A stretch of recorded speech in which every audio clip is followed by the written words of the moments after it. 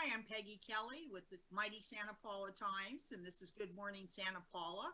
And today is Thursday, November 12th, and our guest today is James Mason with the City of Santa Paula. And James is actually the Director of Community Development and Economic Development. So our conversation will cover a lot of ground today, that's for sure. So nice seeing you, James. Good morning. Good to see you. Good morning. So what should we talk about? I mean, we've got so much to talk about. How about let's see, I've got a few notes here. The development. I know it seems like you can even feel the action out there, and there's been a rustle of development even in the midst of what's going on. So could you update us on that? Yeah, well, I think there's a lot of different factors at play.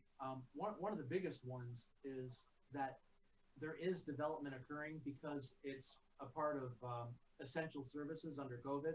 So development, as far as contractors, building services, what our department does as far as permitting and entitlement, has never slowed down. In fact, it's increased to a greater capacity and greater traffic than we've ever seen in the city, even looking back historically. So that's interesting. But the other thing is development kind of begets development. And when people drive down 126 or drive down 150, and they've been doing it for decades, and it's the same old, but all of a sudden things are happening, people take notice and they have interest. I put it to somebody this way: if you go to the mall and you walk by a store that you have no interest in whatsoever, you probably won't go in. But if you see 60 people in there mulling around, there's a whole bunch of activity. You may go, I wonder, is there a sale? Is there something interesting going on there? And that's kind of the dynamic that's happening here. There's development happening, there's interest, and people that have been driving these corridors for decades are going, maybe I should take notice. So that's a great thing. Yeah, and you're talking about, let's say, like here, the Harvest at Limoneira, which is on the east side of the city, because now it's annexed, and people see that activity there and the signs, and then on the west end of town, we've got on Elon Bender's property, he's put up another steel building, and there's been a lot of interest in tenants for that building. He's been talking to several people. The other thing is, across the freeway from that, we're getting ready to go to LAPCO with annexation of 54 acres for a business park. So with all these things happening, it's kind of like a domino. It's so exciting to be here because everything's falling into place at the right time. And who'd have thunk through crazy elections and protests and COVID that this would be Santa Paula's time to shine and for things to be happening. So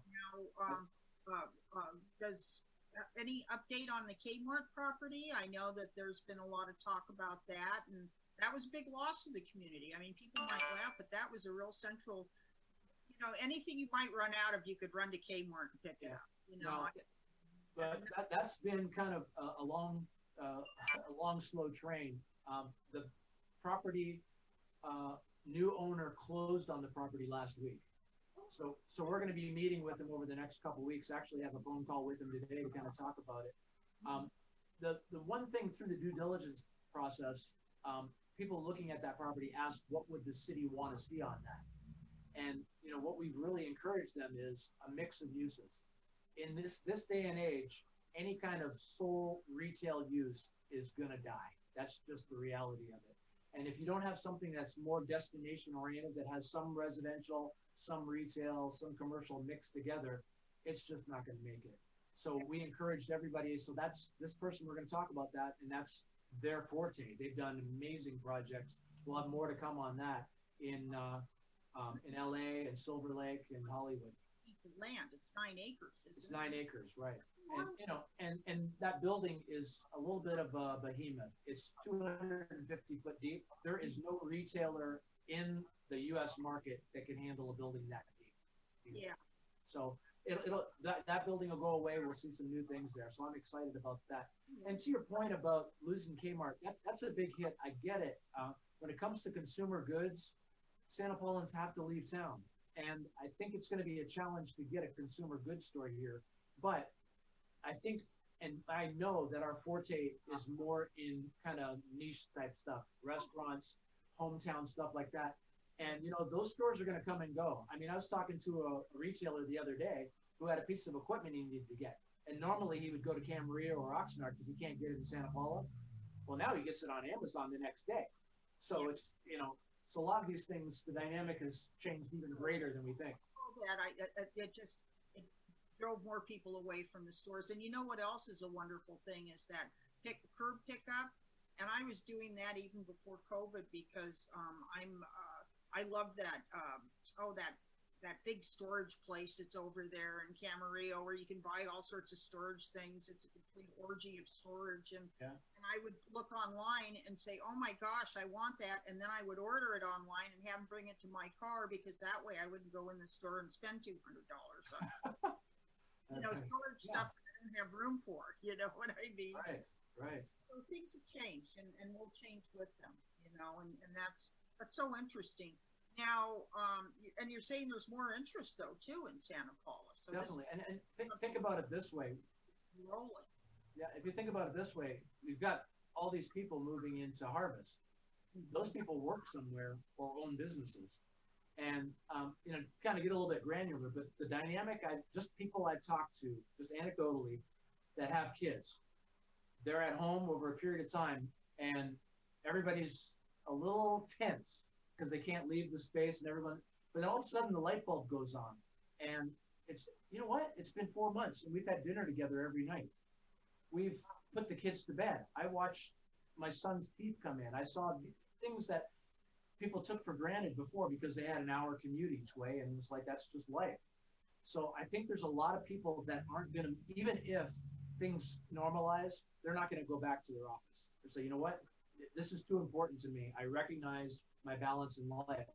So that to say, we've got people moving in there that are probably working from home that are going to look for opportunities to expand a business, move a business, or do something here. So that's a great opportunity. Those are more eyes and ears and everything else on Santa Paula that haven't been here before. Oh, absolutely. And also, not only that, people have a tendency to shop on their way home from work. So they usually wind up shopping closer to where they work. So if they're working here, they're going to be shopping here more, And so, well, that's great. Okay, let's see. Policy issues update. I know you guys have really been working hard. We've had the general plan and different switches on property and zoning and all sorts of fun stuff. So what's going on there?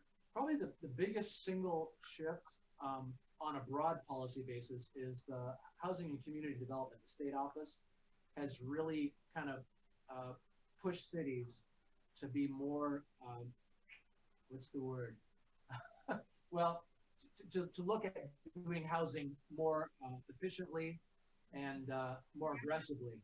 Yeah. And one thing I'm really proud of our staff, we've been putting things together. Our planning manager, Jeff Mitchum, has been looking at actually going over and above what the state's requiring. And this is the way I put it. The state's requiring cities to provide affordable housing in their communities. Mm-hmm. And that's the state mandate. Yes. Well, I talked to staff and I said, you know what? It's regardless of a mandate, we have a community that we serve. We should provide the amount of housing that's needed. And when we say affordable, we say it with a capital A. If you're a CEO and you need an executive home, if you're a farm worker and you need a place to live, if you're homeless and you need a place to live, we should have that continuum of housing and have the most affordable, the best quality in the county. And that's probably the best economic development strategy that you could possibly have, because people will come here, want to be here, and those jobs will come because people will move their companies. People will go to where employees are. So that's really our priority. One of the big moves that we made just became active on November 5th, and that's that housing is allowed outright now in commercial zoning. And that's a big issue because we have had a lot of houses in town that are non-conforming. They're housing in commercial zones. People can't fix them up without getting special permits that may be $5,000 to $8,000 just to say, okay, you can do something. Yes. So the other side of that is it's all we have left to build. Harvest is it for major housing development in this town. And we've got to look at being more dense and a little bit more vertical. I'm not talking high, 2 stories, 3 stories, but to our earlier discussion about retail, that's retail success. The more people you can put around stores, the more successful those stores will be. Mm-hmm. That's why I would assume that project, whatever they do over there on the old Kmart property, probably be an opportunity for everybody. And there's been people for years that wanted to create housing in the downtown that they felt that and which I happen to think would be very hip and vibrant. You know what I Oh mean? yeah, Yeah, so it's changing. Things are changing now, just like housing's changing as far as what people prefer their homes to be. Just the whole attitude towards housing is changing, and it's positive too. That's what I like. Now, let's see. We've got Halleck now. There's lots even happening on Halleck. We've got somebody coming in with an RV company. yes. With the old Ford dealership has been leased to a company. I think they're out of Beaumont. They're called Beaumont RV. They have 4 other locations in Southern California. And right now RVs are hot. People don't feel real comfortable getting on a plane and traveling around, but the idea of taking the family in an RV together and being able to see some of this country, RV manufacturers can't manufacture them fast enough. Dealers can't sell them fast enough. So that's going to be a great sales tax boost for us. They hope to be open right after the first of the year, probably late January, early February. So we're working really quickly to get all the things in alignment for them. They've got a lot of work to do, a lot of inventory to move around. So hopefully a lot of that inventory will be moving out of Santa Paula with sales tax here. So we're excited about that. Absolutely. Yeah, because I don't think a lot of people realize no matter where you live, you still pay the prevailing sales tax. So Exactly. you buy a vehicle, well, that's great. What else? What else is happening? I think News. let's see what else is going on. I think one thing, Main Street has been a great success, despite the situation we've been in. And we talk about this regularly. It's so ironic that we live in the climate that we do, and we spend all our time indoors. Yeah, as far as stores, restaurants, all the things that you could do outside, in most parts of the country do outside, but we don't have those environments. And I think seeing the vibrancy that's happened on Main Street with people dining in the street, we're looking long term. How can we make that work? Not necessarily in the street, but sidewalk dining, sidewalk activities, creating a vibrant downtown. It goes back to something we talked about before, and that's that people see people and they want to be around people. And especially now, people have been isolated. You can only do so many Zoom and Skype calls.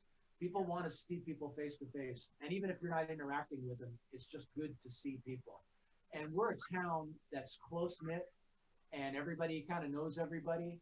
And I'm excited to get back to that, an environment where we can actually be outside and not have limits on it and then be able to do some things. And we're talking about things with the chamber of maybe activating Main Street. If we've been down to Ventura or to State Street in Santa Barbara, they've done some great things with that. Some of those things are temporary.